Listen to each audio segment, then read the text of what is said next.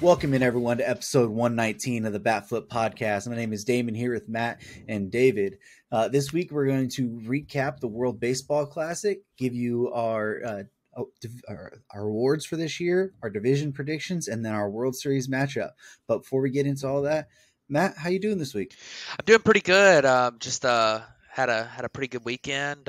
Enjoyed the heck out of the World Baseball Classic up till last week, and then been enjoying a little bit of March Madness and getting ready for the baseball season to start. They've had a bunch of Braves games televised on spring training, which I got to watch a little bit. Which hasn't been the case most of the year. I'm jealous of you Dodgers and Cubs fans in here because y'all get to watch a lot of your games in spring training, but I didn't get to see too many of my team's games. So, but yeah, opening day Thursday, super excited, ready to talk some predictions. But pass it over. How are you doing, David? I'm doing good. Yeah, we had a bit of an exciting weekend there with some family coming into town, but back on the baseball mindset here as we get ready for opening day week. It's an exciting week for every baseball fan, and I'm certainly no exception. So it's getting really exciting. Got our marquee network, TV streaming service set up, so I can finally watch it. So that'll be fun. But how you doing, Damien? I'm doing all right. Just hung out this weekend. The show came out this weekend, so pretty much just binge played that all weekend. Working, trying to get the WBC cards that are in the game, so that was pretty fun. But excited that opening day is this week. It's Thursday, so we're gonna get to some real baseball, and teams are starting to play their games, the final spring training games, in their actual stadiums. So that's been pretty fun. I know the Dodgers played in Dodger Stadium last night. Just gives you a different feel having the 40,000, 50,000 fans back to the game. So it was really fun watching that and seeing how the new rules actually work in a stadium you're really comfortable with. I know last night the game went like 2 hours and 8 minutes for the Dodgers, so it was pretty quick there. But excited to jump in this episode. What about you guys? Ready to go. Let's go. All right. So recapping the World Baseball Classic. So David, give us a little bit of a recap from your end and what the final game, your favorite moment, kind of just everything about the World Baseball Classic in your eyes. Yeah, so I think the best part of the World Baseball Classic is that first round where there's games at 6 a.m., there's games at 11 p.m. at night. There's just something special about that. I know that the U.S. and the Japan were kind of juggernauts this season. I really thought the Dominican Republic was going to be a juggernaut, and they got knocked out in pool play. With Manny Machado, Julio Rodriguez, a bunch of those guys didn't even make it out of the first round, and that's kind of crazy. But that's kind of baseball, right? I mean, you have a full team of superstars, and they can very easily lose a game. I think we saw the U.S. lose a game. I want to say to Mexico, Randy Rosarena, but Japan didn't lose. They went undefeated the whole tournament, and that's just a incredible group. They did a really, really good job across the board. And then my favorite moment, I'll let you guys go to the final at bat there. I'm going to go with the at bat the inning before where Kyle Schwarber was fouling pitches off against Yu Darvish. Two of my former favorite players on the Cubs just duking it out in a high pressure moment, and then Kyle Schwarber gets you for a home run. Even though he was hitting foul home run after foul home run, it was just a really great battle between two great players. And Kyle Schwarber adds the World Baseball Classic home run in the championship game to a resume that includes a home run in every divisional playoff game, where he's got one in the ALDS, he's got one in the wild card game, he's got one in the NLDS, NLCS, ALCS, World Series, now the World Baseball Classic championship game. So Schwarber seems to be getting this reputation as being a really clutch power hitter, and his career is going to keep going up as the Phillies keep being competitive. But this was a fun little tournament, and that championship game was something else. It was just everything special about baseball, and I'll let you guys kind of keep discussing it, but Schwarber's performance in that game was incredible, and then just the Japan as a whole, Masataka Yoshida was incredible in this tournament as well. So yeah, just a bunch of guys and getting to show off for their countries, and it was a fun tournament for sure. Yeah, I agree. I thought it was a blast. I've been a pretty big advocate for worldwide baseball, international baseball for a long time, and I think that it's super important to grow the game worldwide because this is a game that can be worldwide, and it already is. And just to grow it even further, I think that it was awesome watching. Watching those games, like David said, pool play. Being able to watch them late at night. I remember everyone was freaking out in the first game of the tournament because Team Cuba had a pitcher that had this like nasty breaking ball, and everyone was like, "Oh my God, this is the best pitcher we've ever seen." And then there was the guy with the horn, the Cuban guy with the horns.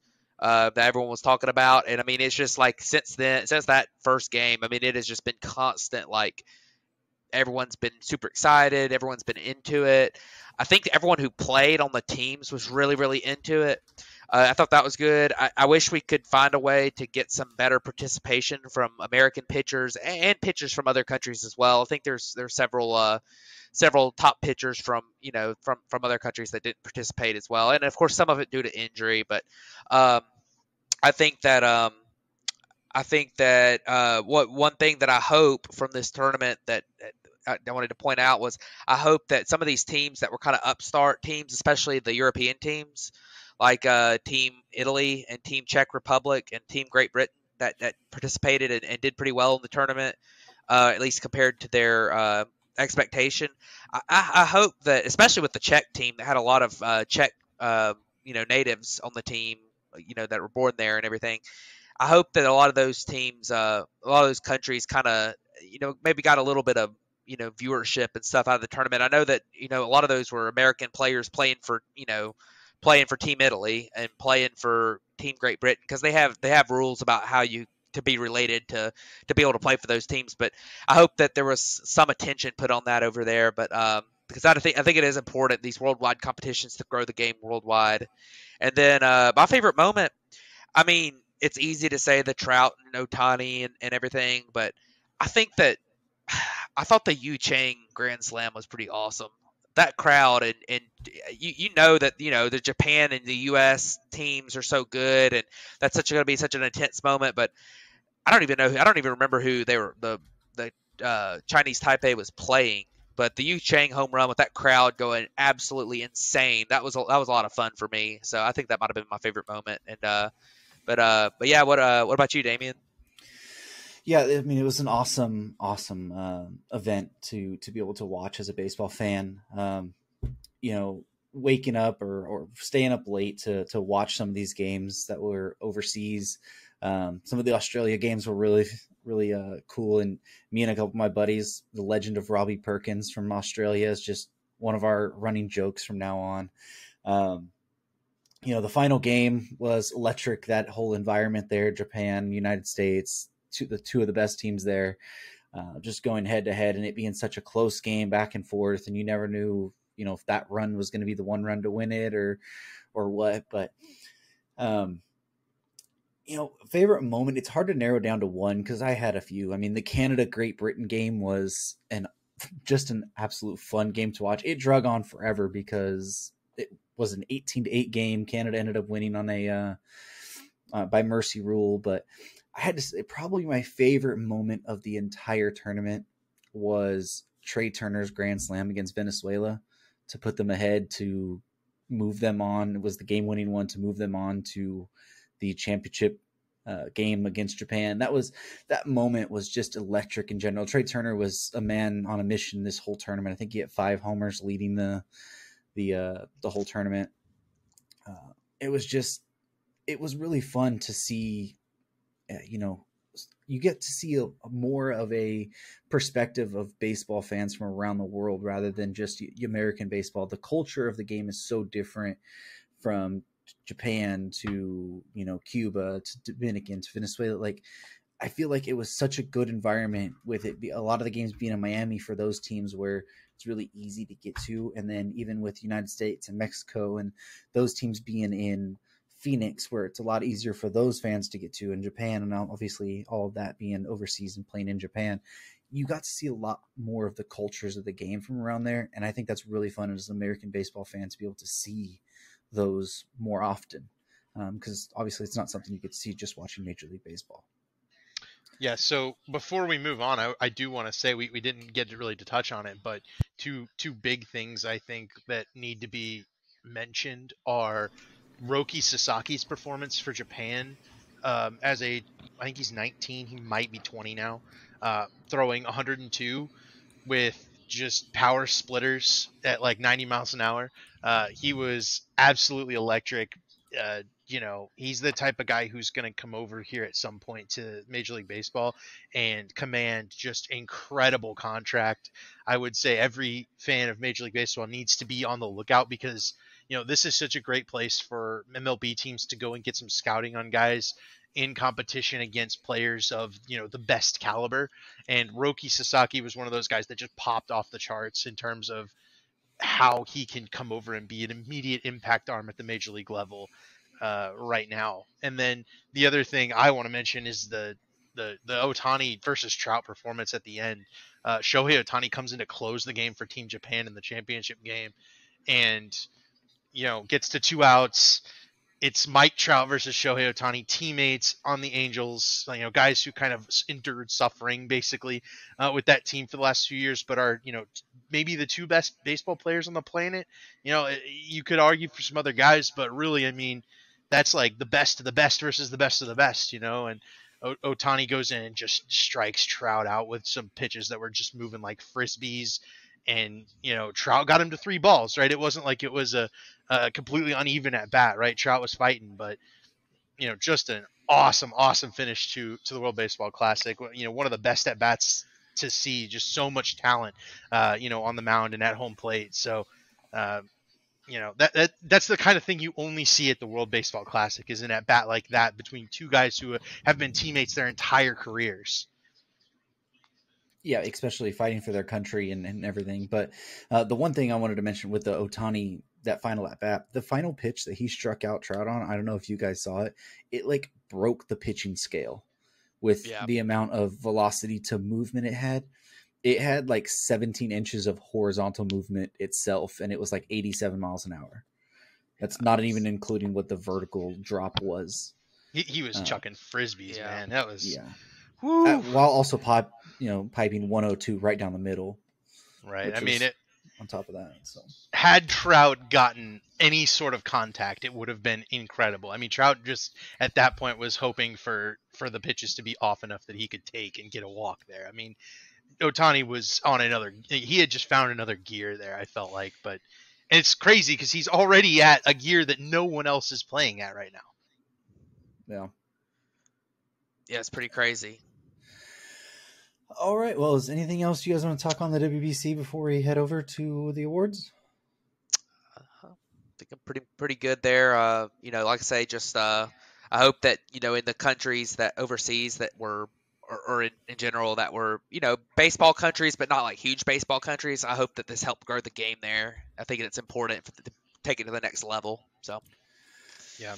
And the guy who defected from Cuba, that also happened. The first, first defect from Cuba to the U.S. during the World Baseball Classic. He just left the stadium and didn't get back on the bus. So, good luck to that guy wherever he ends up. I'm sure he'll resurface in a few years with the major league team somewhere. Alrighty, well, let's jump over to our awards predictions. We'll go ahead and start in the National League. And we'll go ahead and start with Matt, and then Matt, you can throw it over to David, and then we'll do that. So go ahead and give us your Rookie of the Year, some reasoning, Cy Young, and then MVP. Are we doing all 3 at once? Yeah, just go ahead and just do all 3. Okay.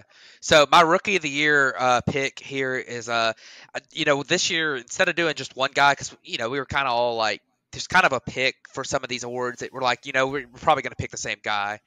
But I wanted to go ahead and, kind of do a dark horse along with along with our main pick. So my pick is going to be Corbin Carroll.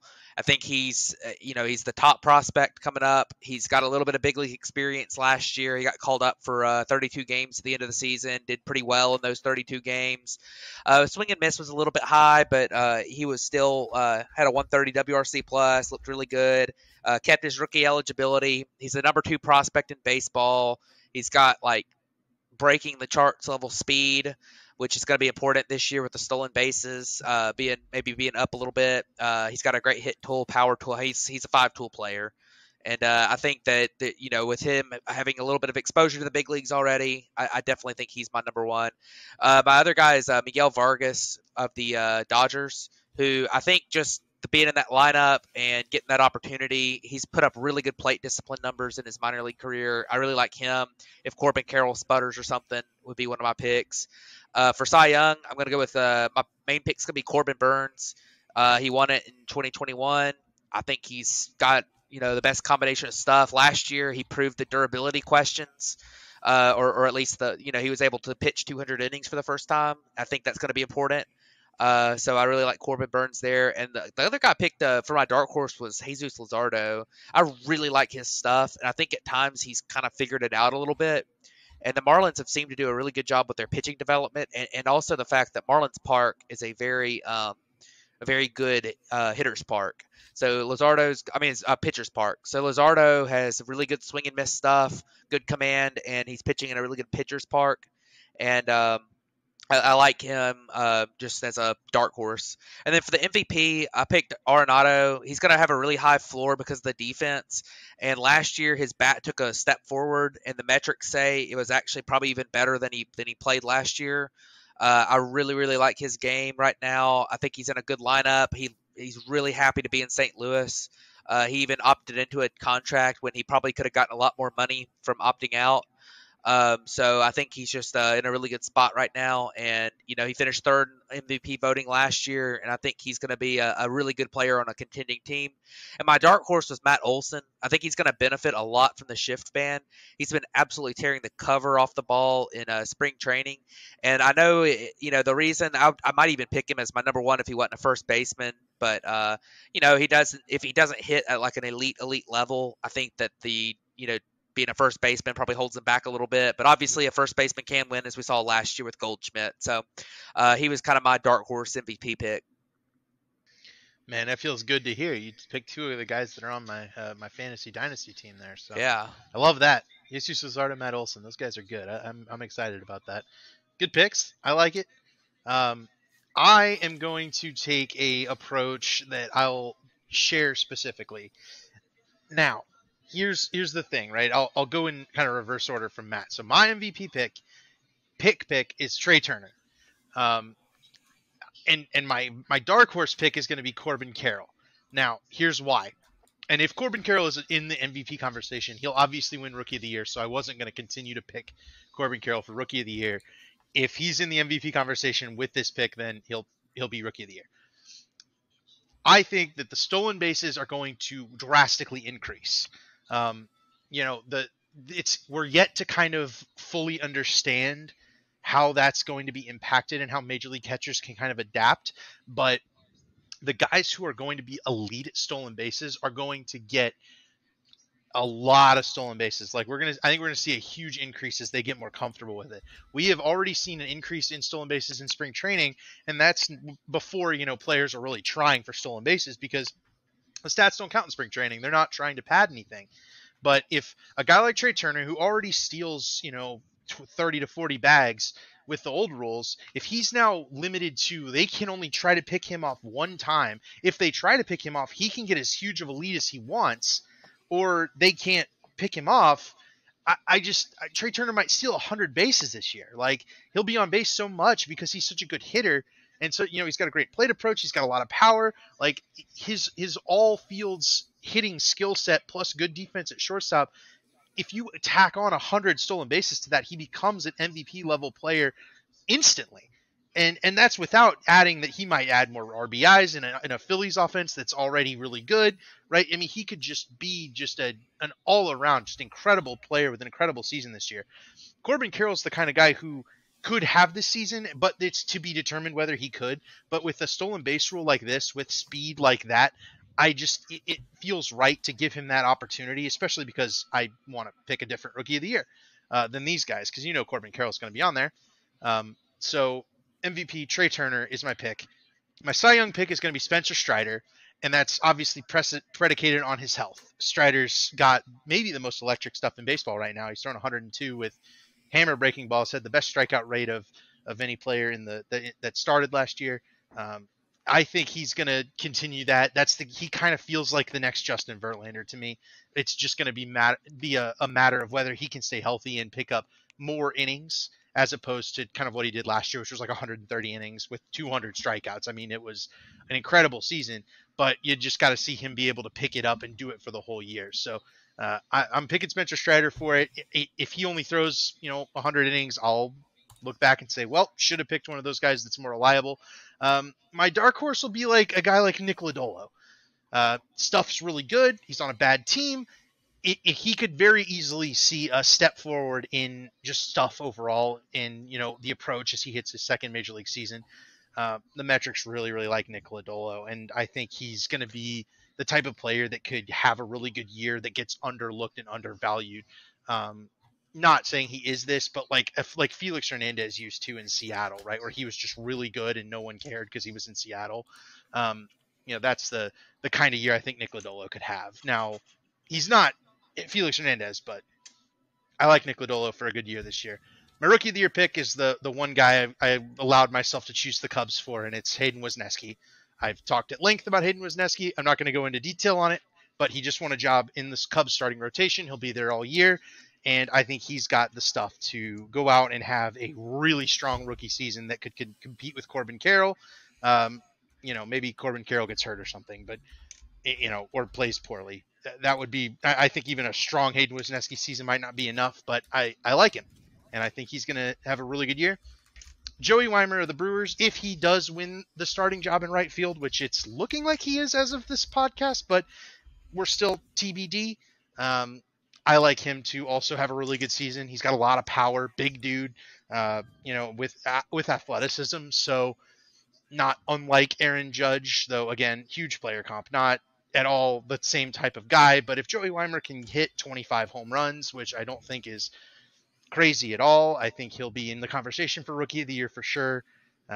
So those are my picks. I got Hayden Wesneski, Spencer Strider, and Trey Turner as my big picks.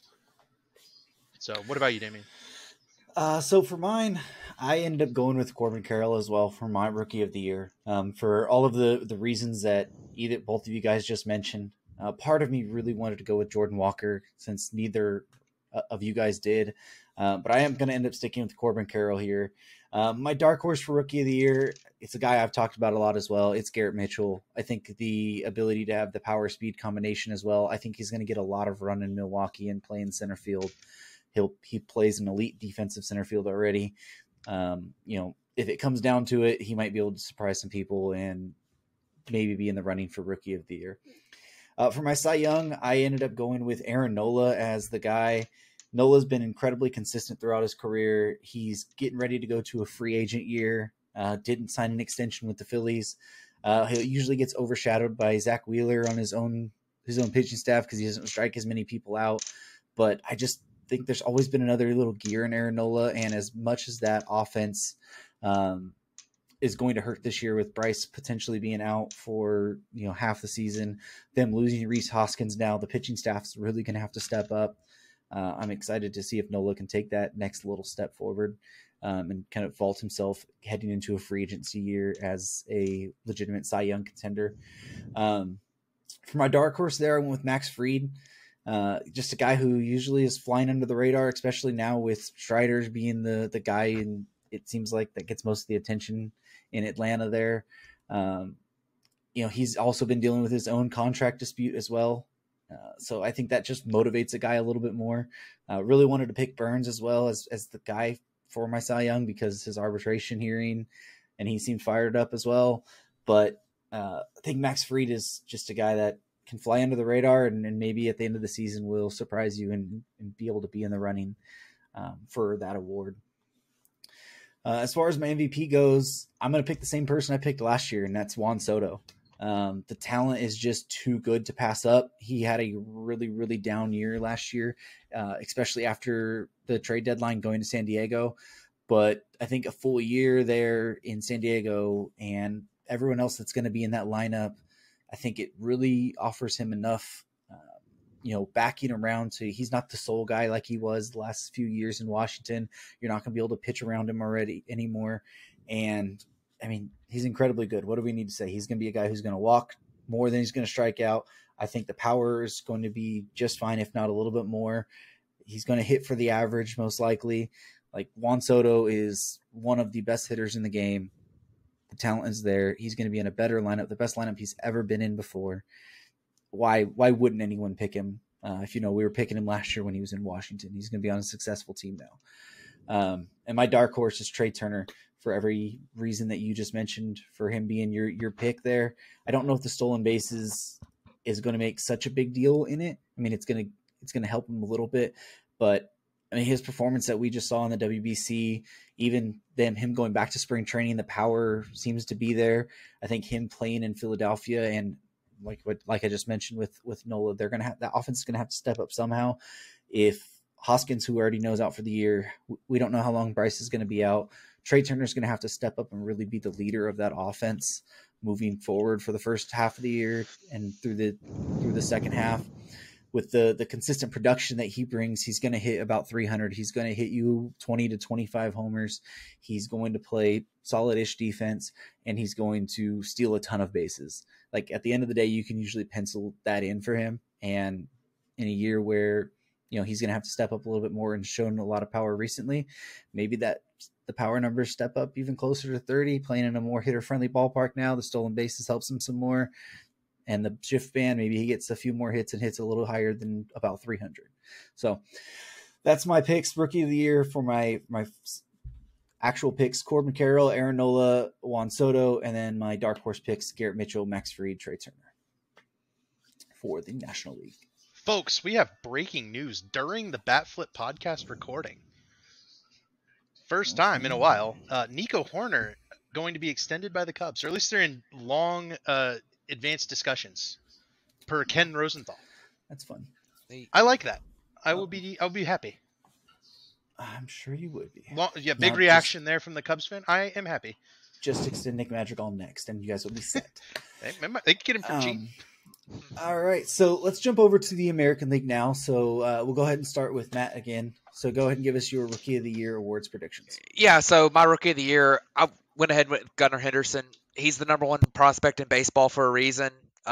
He's an incredible talent. I think that last year going up levels, his plate discipline numbers got better as he went up levels. It shows a really great level of improvement to him. He's potentially going to play shortstop, which I'm not sure if he'll stick there, but he third base at least. He'll be a really good defender there.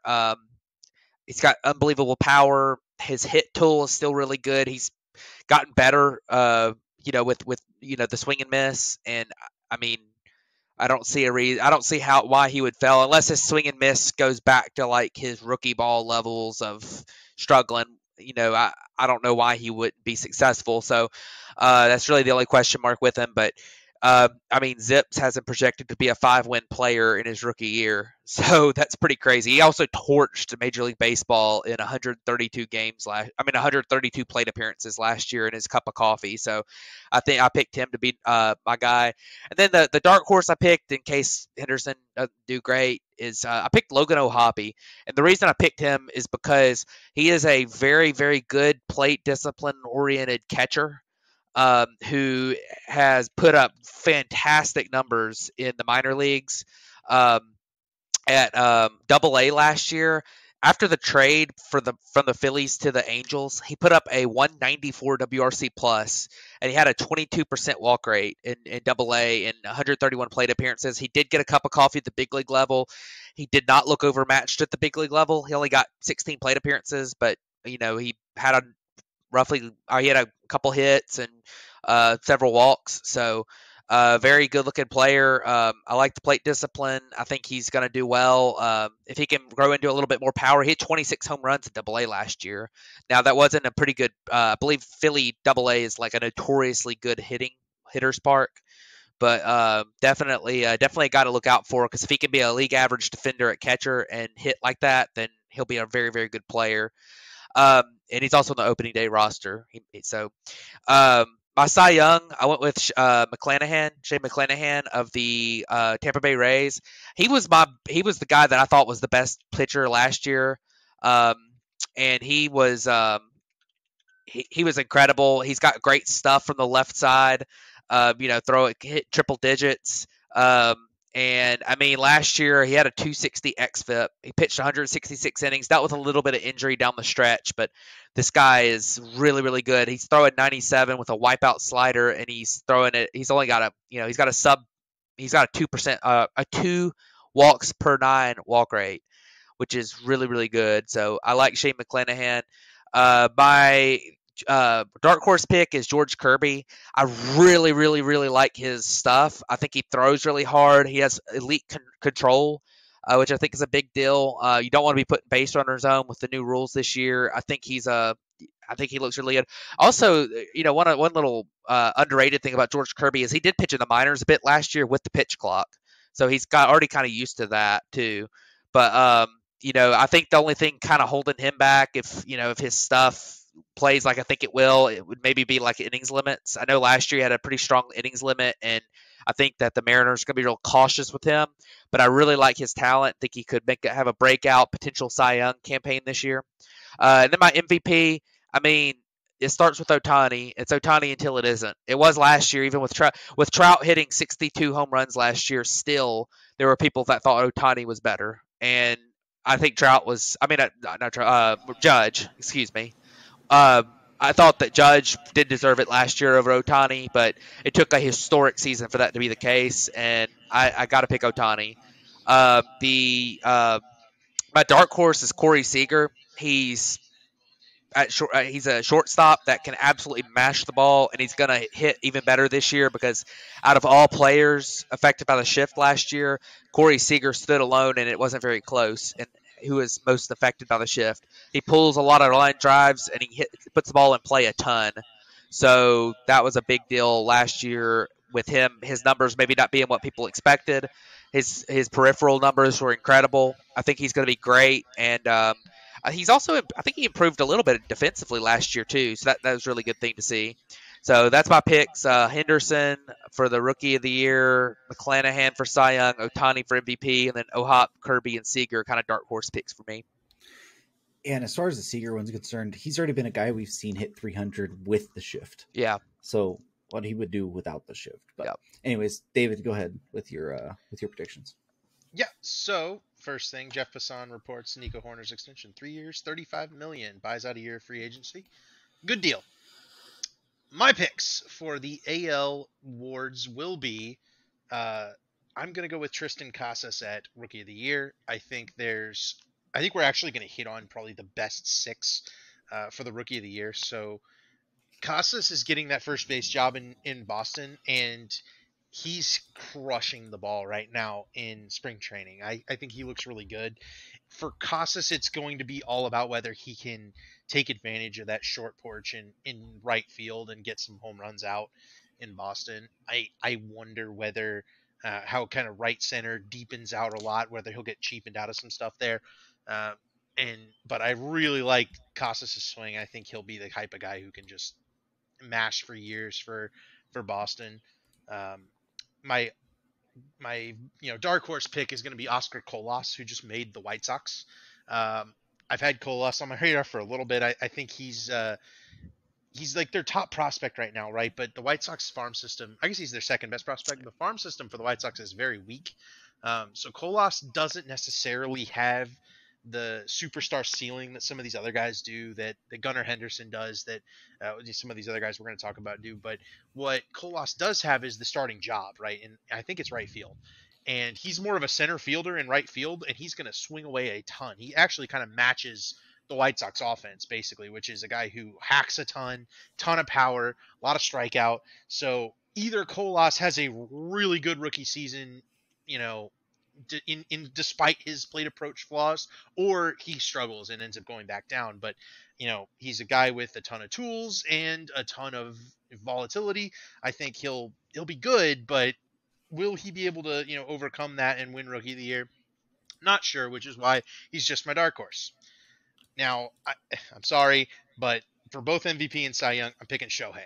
Until Shohei proves that he can't do this, I like Matt said, I have no reason not to pick him, and I'm not going to be the guy who gets caught out not picking Shohei.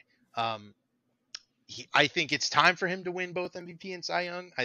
That's the kind of thing that he hasn't done yet, so you might as well try to do it now, right? But as a hitter, he's elite.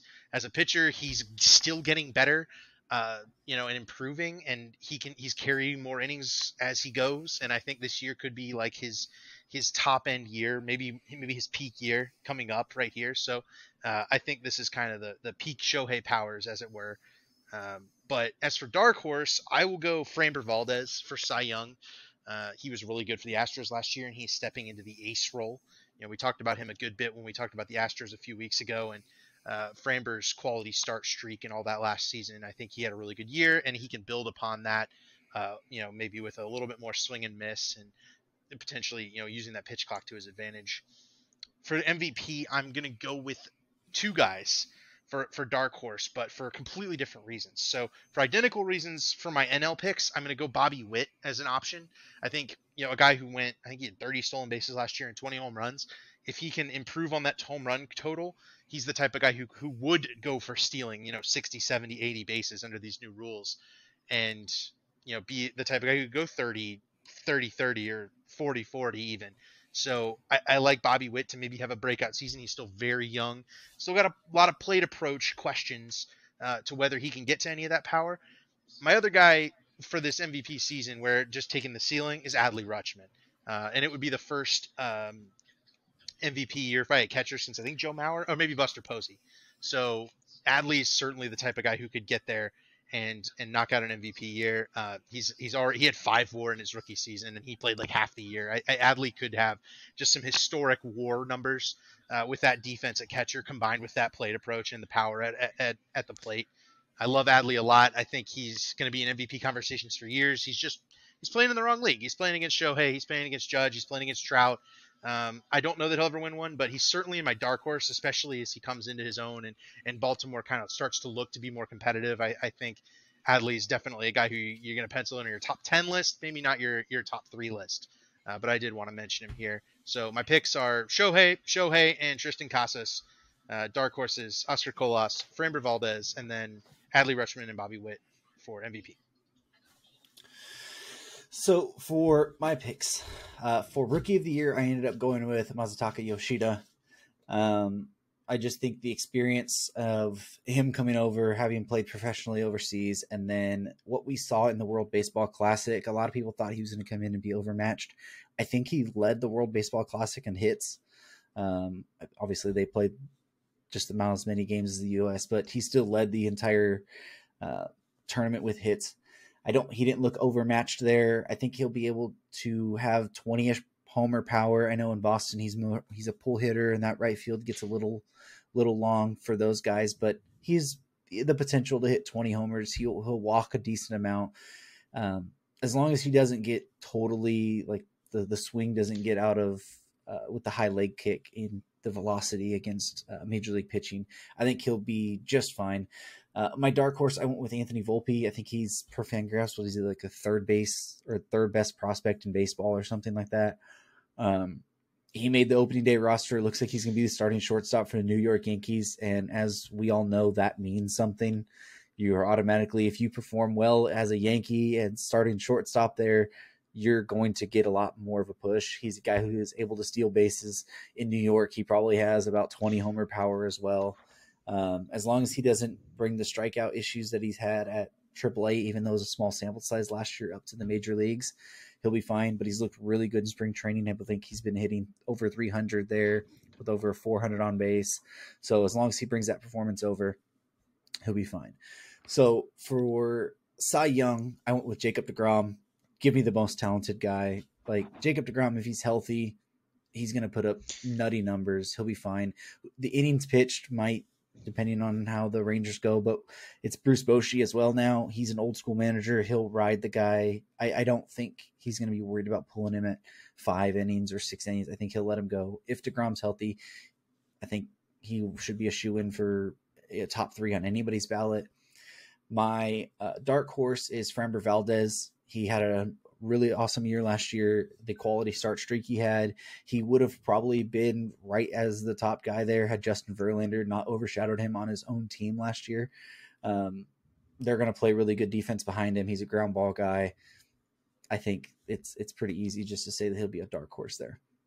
Now, for my MVP, I did not pick Shohei Ohtani here, and I did not pick him as either my dark horse or as my favorite. I picked Julio Rodriguez as my favorite. I think it's pretty easy to understand why. He had an amazing year last year. He's going to come into his second year. All he's going to do is get better. I think he's so young. The electricity he brings, he'll be fine.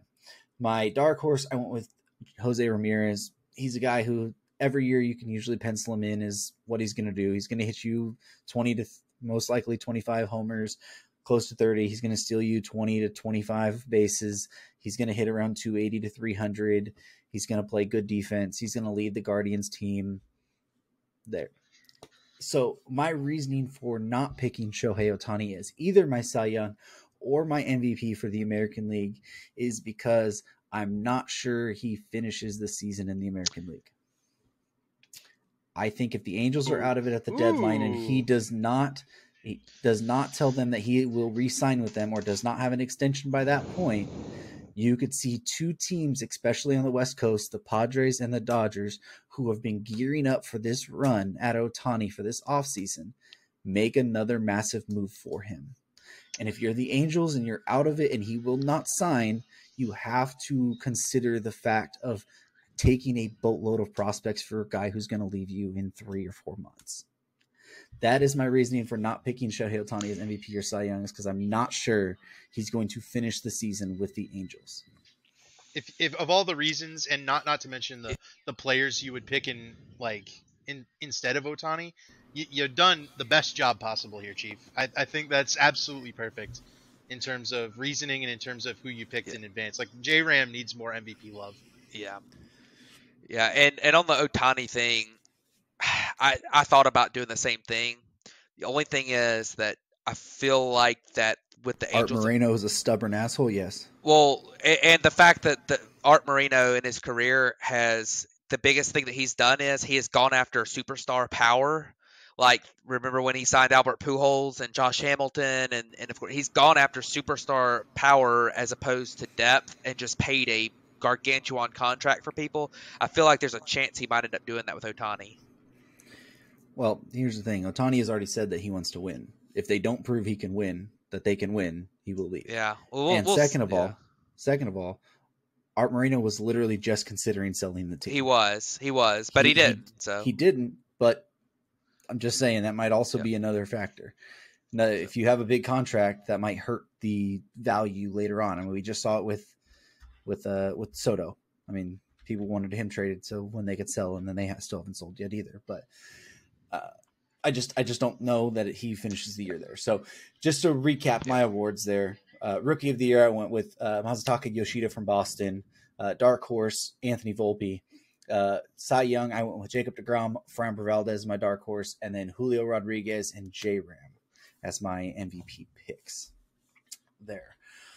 So let's go ahead and move over to our predictions. Now, we just spent the past 6 episodes going over each division individually by each team. So we're not going to go through our full divisions and give you each spot in each division here. If you want to listen to that, just go back to those episodes to that division, and you'll hear our breakdown of that. So what we'll do here is we're going to give our division winners for each of us, our wild card teams that we have making it, and then our potential World Series matchup prediction. So why don't we go ahead and start with Matt? All right, so in the NL East, I have picked the Atlanta Braves. I feel like there's less ways for that team to go sideways than the other two contenders there in the Mets and Phillies.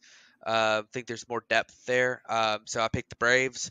In the Central, I went ahead and picked the Cardinals. I am a little worried about their pitching, but I think that their lineup's just deeper than the Brewers. They'll score runs, and I think they'll piece together enough pitching, especially with their bullpen and their defense behind their pitching, to for their run prevention to do well enough to win that division. And then the NL West, I went ahead and went with the Padres. I think that the Padres aren't quite as good as people are leading them on to be, but they are very good. I think they're a little top heavy, but I think that I think with the step back the Dodgers took, that the players that they lost and the players that are injured, I think the Padres are probably gonna be the winner there. My wild card teams I had in the NL were the Mets, the Dodgers, and the Phillies. I thought about doing somebody other than the Phillies, like maybe the Diamondbacks or the Brewers, because at the end of the day, last year the Phillies only won 87 games, and they've already got major injury concerns to start the year this year. But I went ahead and went with them. I just think that the talent that they have is probably more so than the Diamondbacks or the Brewers. But but yeah, those are my division winners and wild card teams. And if I had to pick today, representing the NL, I might pick the Braves to come out of the NL, just because, like I say, I feel like the depth of that roster, there's fewer ways it can go wrong than these other teams. Very interesting. So, David, what do you got? All right. So for what it's worth, it's funny. I was looking through it. Only one of us has a single different team Yeah. order Yeah. in the NL here. And it's me. So my NL East is the Braves. I kind of exactly what Matt said, right? That team is so strong, top to bottom. They might have a hole at shortstop though. Vaughn Grissom didn't make the roster, but I don't think that matters because they added Sean Murphy, right? He's so strong at behind the plate, both in the field and at the plate. It's such a massive increase to that lineup that's already strong and might see a resurgence from Matt Olson. Like we just talked about, I love the Braves. And Acuna was bad last year, and they still won 100 games, right? And Acuna he's another year away from the AACL tear. I feel like Acuna is going to be back to his normal self. The Braves are really good. NL Central, I'm taking the Brewers. I think their pitching is more important than the Cardinals' offense, right? That's my entire reasoning. I like the Brewers' pitching. I don't like the Cardinals' pitching. And the Brewers' offense, with the additions they made this offseason, it's going to be a different look. It's going to be a little bit better. Christian Yelich is supposedly healthier. Tellez is getting no shift, and he was one of the ones that was hurt most by the shift last year. They might be bringing up rookies. Bryce Terang made the team. I like what the Brewers are doing. It's close. I think this is going to be the closest like division race, with pending the results of like the Mets and the Padres Dodgers. But I think this one's the closest to just in terms of games. I think this one's the closest between the Brewers and the Cardinals. And then for the NL West, I'm going Padres. All the reasons Matt said. Fernando Tatis will be back this season. Hopefully he'll not be suspended for steroids. It needs to go along with Xander Bogaerts being added to a lineup that was already really strong. That team's just going to be bonkers good. They've got a good rotation. They got a good bullpen. Love the Padres. That's going to be them. My wildcard teams are the same: Dodgers, Mets, Phillies. The Phillies injury problems don't concern me, mostly because Rhys Hoskins was the only one they've lost for the whole season. If they lose anybody else, it'll get nerve-wracking, but I think you'll see Cardinals, Cubs, Diamondbacks, and maybe Giants be in the running there for that extra NL spot, the wildcard spot. But I'm still pretty comfortable with Dodgers, Mets, Phillies. I think those are the obvious wildcard teams. Yeah, so for mine, the NL East got the Braves coming out as well. Phillies already dealing with injury concerns, lack of depth there. The Mets having two 40-year-olds at the top of the rotation with some injury concerns already for themselves. The Braves are so strong offensively. You mentioned Acuna is going to be another year removed from ACL surgery. You're going to get a full season of Michael Harris. I know you got 450 at-bats from him, so you probably get another 150 at-bats from him this year. Right around that 600 mark. The hole at shortstop is something, but you're going to get Ozzie Albies back, who missed a lot of last year as well. You upgraded at catcher. The 4 and 5 in that rotation does worry me a little bit, the back end / depth of it, but I just think they're so strong offensively, they'll be able to make it up there. As far as the NL Central, I got the Cardinals winning. The deciding factor is them having literal 2 top 3 MVP finishers last year. I mean, Goldschmidt, Arenado, you can pencil in what they're going to do. You're going to get Tyler O'Neill back. who battled some injuries last year. If he can bounce back to his 2021 self, I think Daryl Carlson takes a step forward. I mentioned that in the episode that we did on the NL Central. You're adding Jordan Walker to that team playing left field as well, and the offensive potential that he has. I think, even they're upgrading offensively at catcher. As much as we wanted to say the downgrade on defense or calling a game, I think the upgrade offensively there, it's going to come down to the Cardinals offense versus the Brewers pitching / defense. And I just trust the Cardinals offense and that stuff a little bit more than I do the Brewers at the moment. So I got the Cardinals winning that division. In the NL West, I got the Padres over the Dodgers. Everyone's going to look at the gap from last year, but the Padres are a complete different team this year. They're going to get Tatis back. They're going to have a full year of Soto. They're going to have Xander Bogaerts in there. Darvish and Musgrove, when Musgrove comes back. Snell looked really good in the second half there. They made sure to beef up the bullpen there. And I know some of that depth in the back of the rotation is a little bit worrisome, but even then, as strong as that bullpen's going to be and as strong as this offense is going to be on the top end of it, I think the talent is just too much. The Dodgers have lost a lot. They lost Trey Turner. You've lost Cody Bellinger. You lost Justin Turner. You've lost a lot on heart and soul of that team. You're without Walker Buehler for the entire year. Blake Trinan, you're without right now.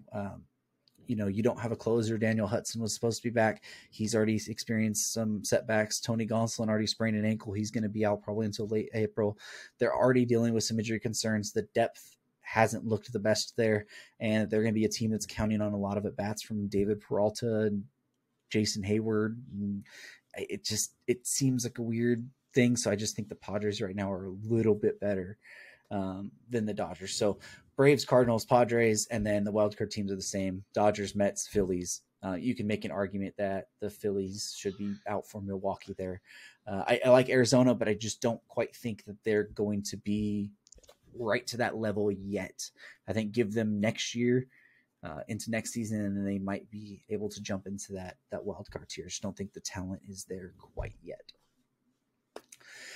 So pretty much we're all status quo on the National League. I think we only have the one difference is the Milwaukee and Cardinals with David. So let's jump to the American League and see if we find some more parity here. So Matt, what do you got in the American League? Yeah, so in the American League East, I was kind of split because I think there's three teams that could probably win this division. I do think the Rays are a little bit underrated this year, but I went with the Blue Jays as my number one. I like their I just like their roster. I think that they have some guys who are going to have some bounce backs. I think you're going to get a more healthy Springer this year. Hopefully he's going to play right field a little bit more, which is going to be nice to get him, maybe keep him healthier. I think Vlad Jr. is going to be, I don't know if he's going to be 2021, MVP runner-up Vlad Jr., but I think he'll be better than 2022 Vlad Jr. I think he'll be somewhere in between. And then, the rest of their lineup is really good. I like that team. They added a little bit of lefty bats, which is nice. And I think they added a little bit of bullpen help, which is nice too. They needed that. And I just think there's a lot of ways the Yankees could go sideways just because they've already got a couple pitching injuries and their lineup's just not all that deep. They have a lot of question marks in their lineup. Although I think their starting rotation, if healthy, is the best probably the best in the big leagues. AL Central, I went with the Twins with a very low confidence level. I honestly think that three of teams could win this division. I think the Twins, Guardians, or White Sox could win this division. I think people are sleeping on the White Sox just a little bit because of how they did last year, but I think there were a lot of issues last year that are maybe improved this year with just health and the fact that Tony La Russa is not their manager anymore. But I like the Twins. I think bringing back Carlos Correa is really good for them. They added some pitching, which is really nice, and Pablo Lopez. I think they're probably my pick. I think the Guardians might take a little step back with a couple of their pitchers, like Kyle Quantrill. I don't think is going to be able to repeat what he did last year, and I think that's going to be a pretty big deal for them. And then the AL West, I'm going to go with the Astros. I think the Mariners are not too far behind. I think the Astros may take a little bit of a step back this year. They had some pretty good fortune, and they got a Cy Young year from Justin Verlander last year. And while I don't think he repeats that with the Mets this year, like what he did last year, you're still losing a Cy Young winner. So, their rotation is not quite as good as I think people think it's going to be. I think Fromber's really, really good, but you kind of lose, and I think Garcia's pretty good, but you kind of like you get to the back of that rotation. I mean, you got a rookie in Hunter Brown who's maybe got some control concerns, and we're just not 100% sure he's a rookie. And then you got like Jose Urquidy's okay. I mean, there are some concerns there with their rotation, but they're a very good team. Their lineup is incredible, so I'm still going to pick them. Missing Jose Altuve for a couple months is going to hurt them too.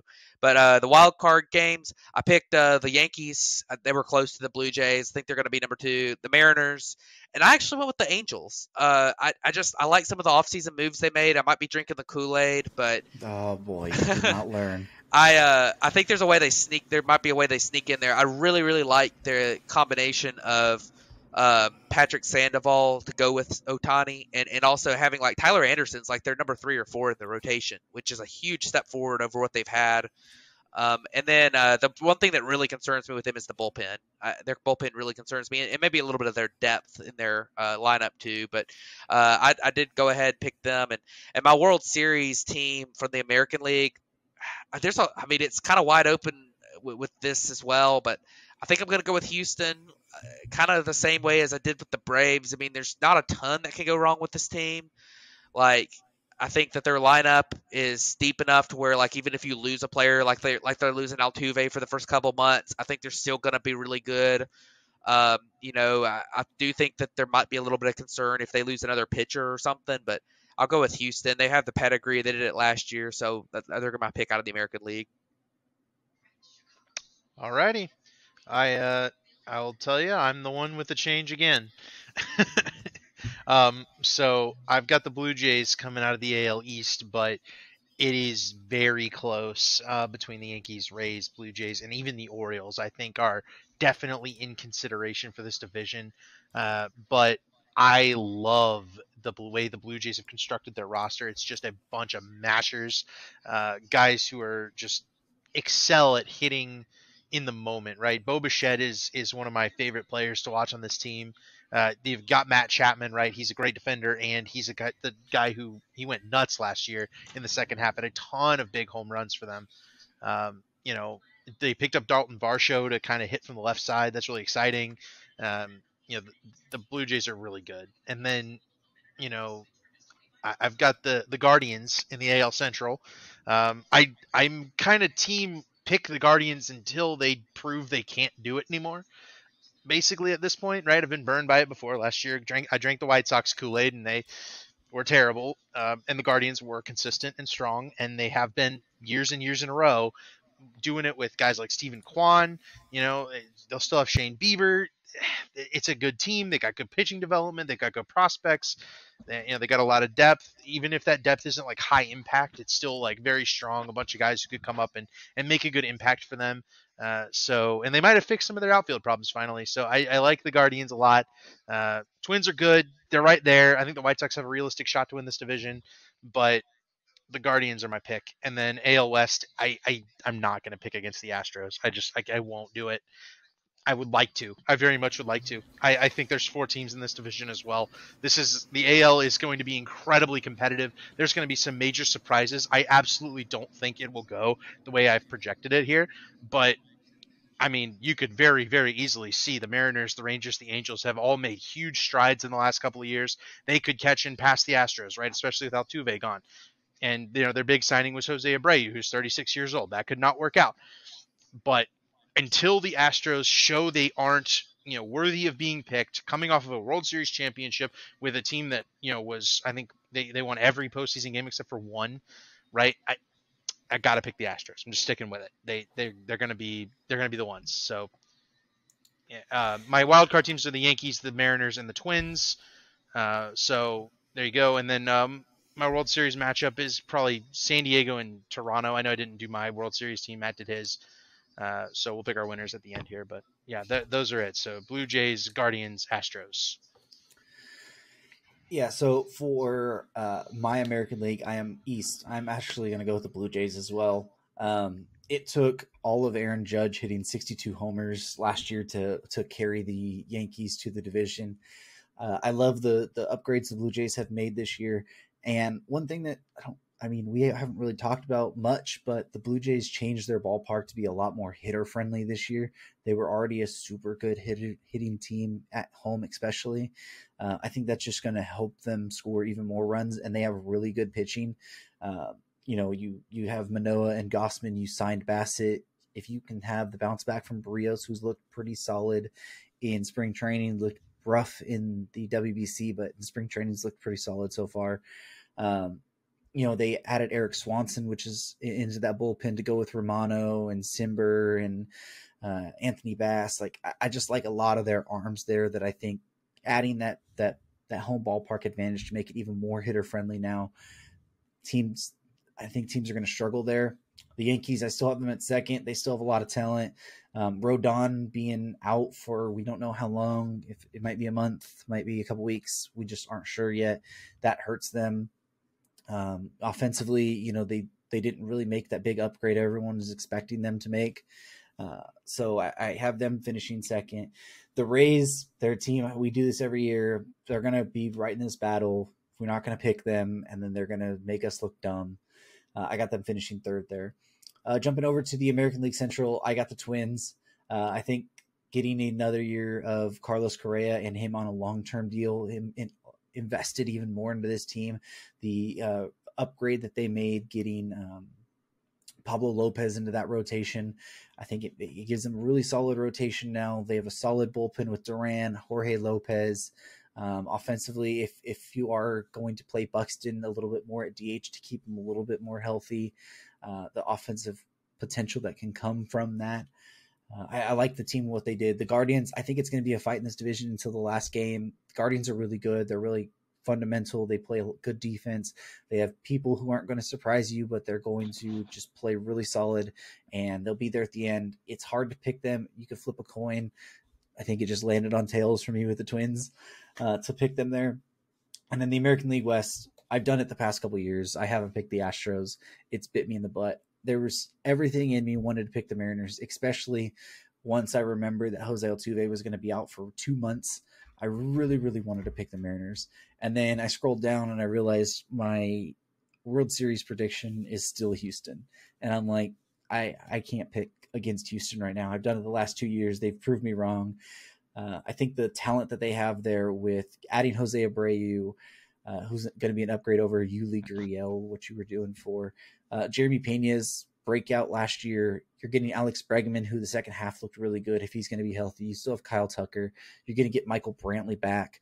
Jordan's going to be there. Like this team, it's still so good.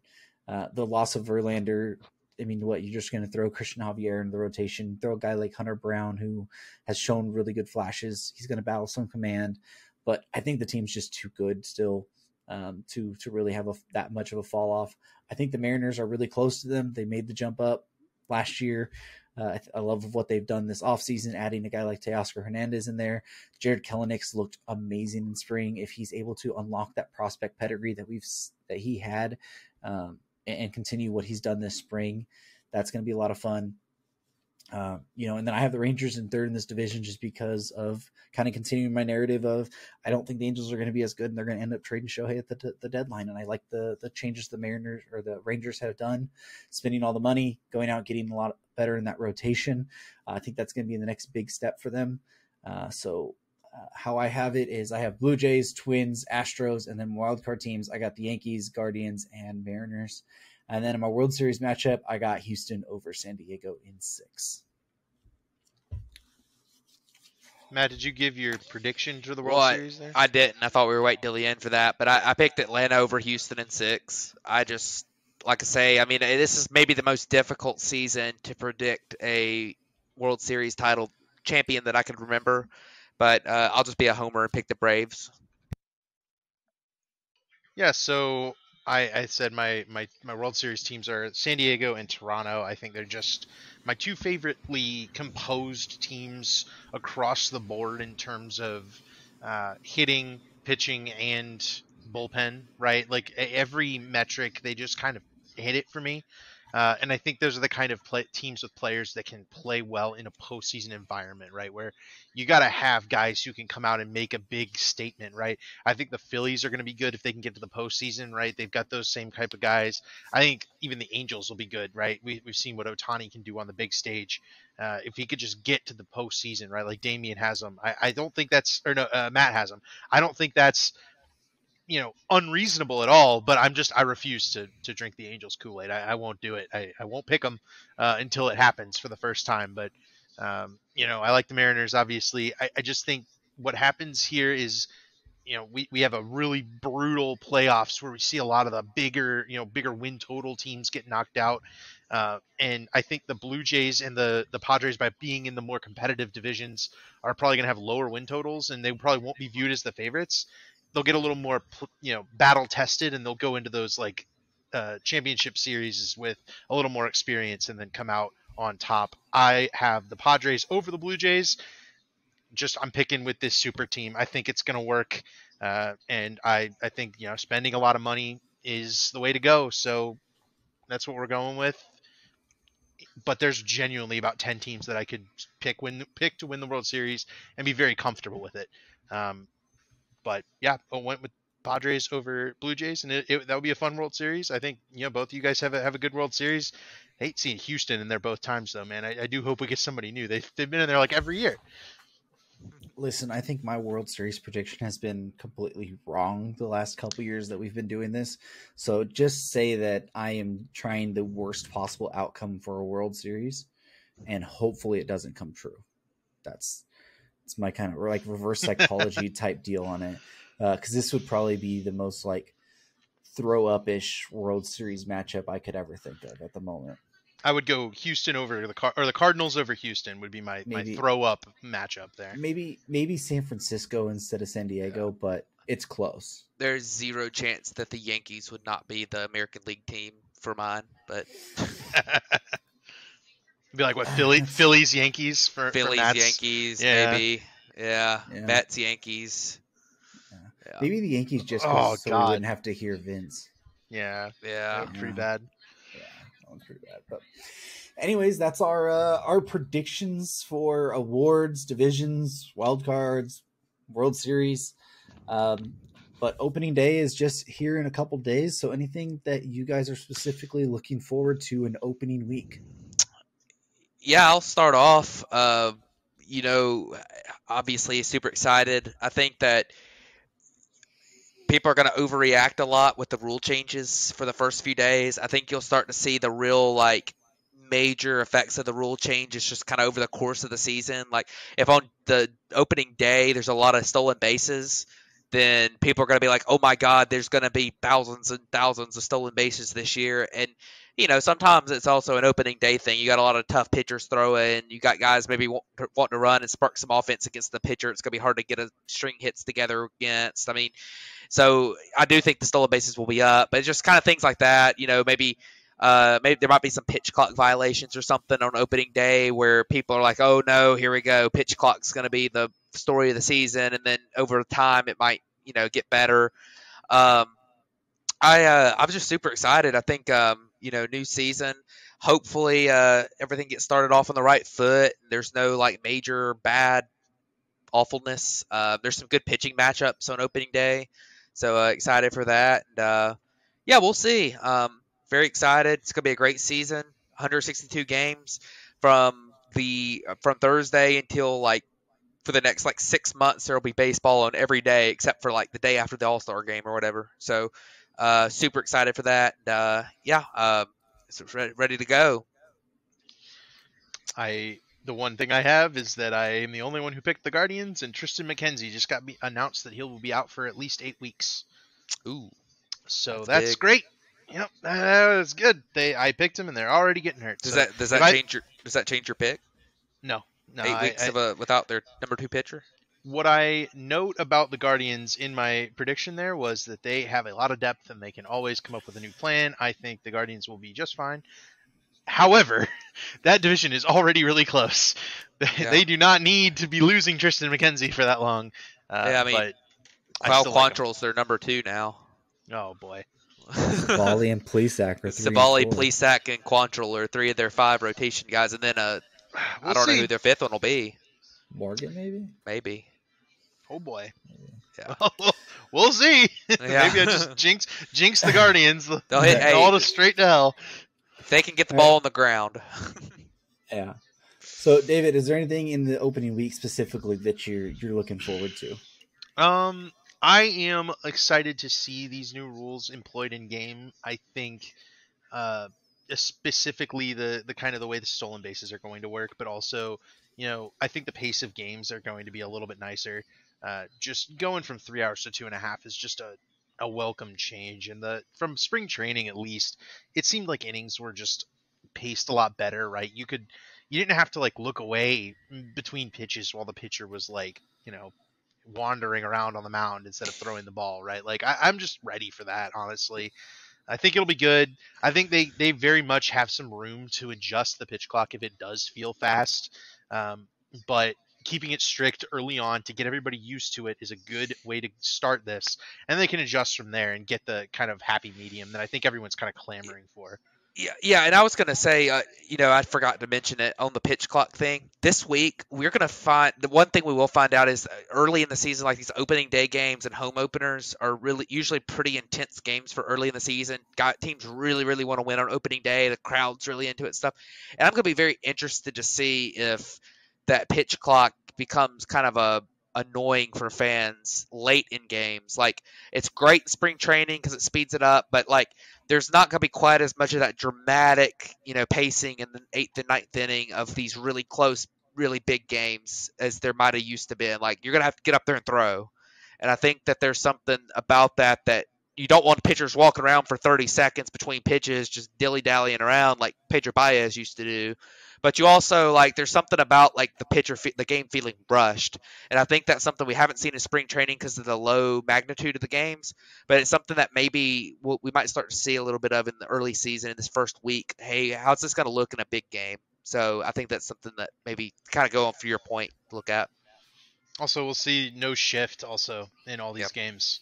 Other than potentially like moving the left fielder to shallow right, which in itself is a risky move. So Yeah, I was gonna say I don't think teams are actually going to do that very much, but we'll see. Poor Joey Gallo. Just Joey Gallo. Most likely. Joey Gallo won't put the ball in play anyways. So Why are we worried about it? why would you even shift him? Yeah. For me, I'm just excited just to see baseball back. I mean, I know there's been a lot played up about the rule changes this year and everything, but I think for as much as our predictions were really similar through all of it, I think there's a ton of parity in the league right now. I think we mentioned it before we went on. Like there's a ton of teams here that you could just kind of flip a coin and say that they could win that division or whatever. And I'm just going to be excited to see these new look teams. Like what does the Rangers and that new rotation and look like? What does the Blue Jays and the new dimensions there look like? Like I think there's the Padres. What does that look like, especially on April 20th when you get Tatis back?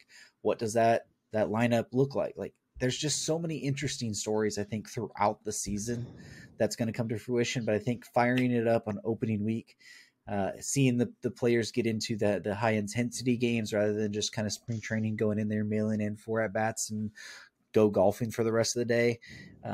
It's going to be a lot of fun. And I'm really, really excited about that. Yeah, and I will say about what I was telling these guys before. What the podcast started was I feel like this is the most competitive baseball's been in several years. Yep. You have a lot of teams that are at least like we said would be middling, 75 to 85 wins. Like there's a lot of teams in that bracket. 1 or 2 of those teams is going to get, 88, 89 wins, get that 90th percentile outcome and make the playoffs that we're not expecting, right? And we also Diamondbacks, but there's more teams than that, right? There's only like 5 true tanking teams. There's a lot of teams that expect to be winning games. So I'm just really excited for this season. I think it's going to be really competitive across the board. A lot of good division races. Yeah, absolutely. So that's going to wrap up this episode unless you guys got anything else you want to hit on real quick. Yeah, real quick, I was going to mention, I think I might be on the MLB Daily show on Thursday. I Oh, think they're doing a live yeah. They for changed their opening name, by day. the way. Oh, I didn't see that. Yeah, it's the Bob Show or something now. Okay. It's like They're beat report. yeah, well, when they messaged me, their account still said the MLB Daily. So It's the batting order beat. there we go. That's All what it is right. now. Well, I'm excited. I'll be on their show on Thursday. Hopefully, that's at least the plan right now. So I look forward to that I think in the evening. So Yeah, we'll make sure to tweet out Yep. when you're going on there and a link to the episode. So go ahead and go check those guys out and hear Matt on there this Thursday, actually. So, alrighty, well, thank you guys for tuning in to episode 119 of the Bat Flip Podcast. And we'll see you guys next week. Baseball is back.